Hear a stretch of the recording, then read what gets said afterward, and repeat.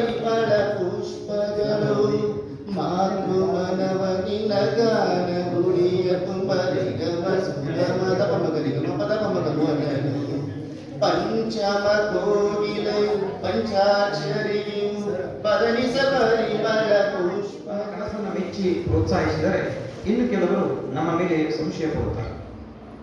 ಅದು ಇವನಿಂದ ಸಾಧ್ಯವಿಲ್ಲ, ಅದು ಅವನಿಂದ ಸಾಧ್ಯ, ಇದು ನಿನ್ನಿಂದ ಸಾಧ್ಯವೇ?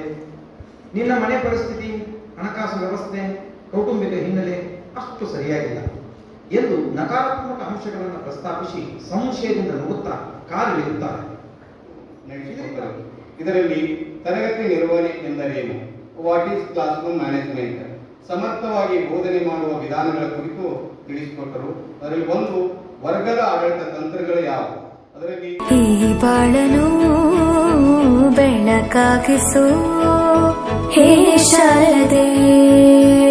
ನಾಟ್ಯ ಅನ್ನೋದು ನಾದಾಂತರಂಗ ತಾನೆ, ನಾದ ಅನ್ನೋದು ಭಾವಾಂತರಂಗನೇ, ಶಿಲೆಯಿಂದ ತಾನೇ ಕಲೆಗೆ ಮತಿ, ಕಲೆಯಿಂದ ಶಿಲೆಗೆ ಗುಂಚಾರತಿ.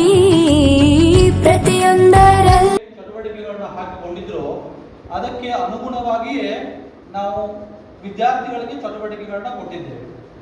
ನಾವು ಸುಮಾರು 6 ಚಟುವಟಿಕೆಗಳನ್ನ ಈಗಾಗಲೇ ಗುಂಪಿನಲ್ಲಿ ಚರ್ಚೆ ಮಾಡಲಿಕ್ಕೆ ಅಥವಾ ಸಂವಾದ ಮಾಡಲಿಕ್ಕೆ ಅಥವಾ ಬೇರೆ ಬೇರೆ ರೀತಿಯ ಚಟುವಟಿಕೆಗಳನ್ನ ಈಗಾಗಲೇ ಕೊಟ್ಟಿದ್ದೇವೆ.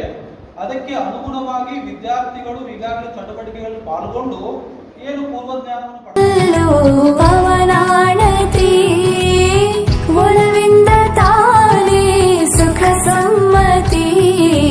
ಈ ಲೋಕವೇ ರಂಗಭೂಮಿ ತಂತಾನೆ ನಡೆಯುತ್ತೆ ಸ್ವಾಮಿ. ಪಾಲಿಗೆ ಬಂದಂತ ಪಾತ್ರನ ಎಲ್ಲರೂ ಜೀವಂತಿಸಿ ಹೇ ಶಾರದೆ. ದಯ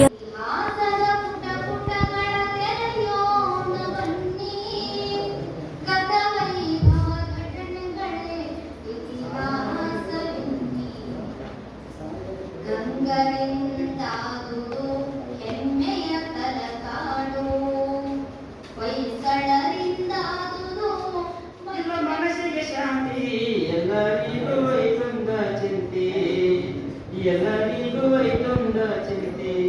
ಇವ ಮನಸ್ಸಿಗೆ ಶಾಂತಿ, ಎಲ್ಲರಿಗೂ ವೈಕುಂಠ ಚಿಂತೆ. ರಾಜ ಮಾಡತನ ಪ್ರಜೆಗಳ ಚಿಂತೆ, ಪ್ರಜೆಗಳ ಮಾಡತನ ದುಡಿಯುವ ಚಿಂತೆ. ರಾಜ ಮಾಡತನ ಪ್ರಜೆಗಳ ದೂರತಂ ಬುದ್ಧ ಬೀಳುವೆ ತಾಯಿ ಸತ್ತ ಮಾತಲ್ಲ ನಿಮಾಣೆ. ಶಾರದೆ ದಯ ಪಾಲಿಸು, ಈ ಬಾಳನು ಬೆಳಕಾಗಿಸು ಹೇ ಶಾರದೆ. ದಯ ಪಾಲಿಸು, ಈ ಬಾಳನು ಬೆಳಕಾಗಿಸು. ನಾಳೆಗಳ ದಾರಿಯಲ್ಲಿ ನಂಬಿ ಮೊದಲ ಪೂಜೆಯು ನಿನಗೆ ಗಣನಾಯಕ.